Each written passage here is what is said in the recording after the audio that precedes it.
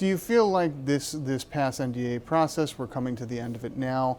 It's been a lot of back and forth. We're coming off a year where everything finished very early, which is not the norm. But do you feel like things were worse, or is this just sort of back to where we are normal? There's going to be these fights. It is a sprawling bill where you're gonna end up having to fight a lot of those extraneous issues that come. No, this was the worst. It's certainly the worst I've seen in the last 25 years. Never before, at least in my tenure, and I don't think ever before, ever, has a NDAA come out of committee on a partisan vote.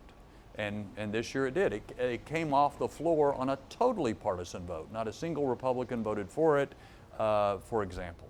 So this was the worst year ever. Hopefully that's a wake-up call and we don't ever repeat that sort of partisanship that leads to polarization. Again, it's not about us, it's about our troops and what we need to and want to do for them.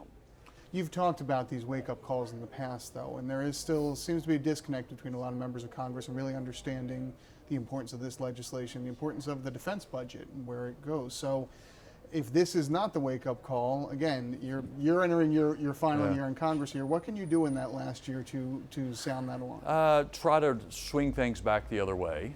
And obviously, as you point out, it's not just up to me, it's up to all 434 other of my House colleagues, 100 senators, a White House. There's lots of players involved here.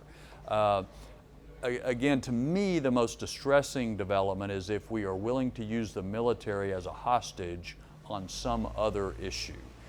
We've seen that some in recent years. We've definitely seen it more recently. We may still see it with the wall in this year's appropriation bill.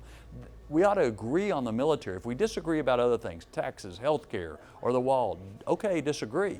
But don't hold the military hostage over those other disagreements. To me, that's the most concerning development.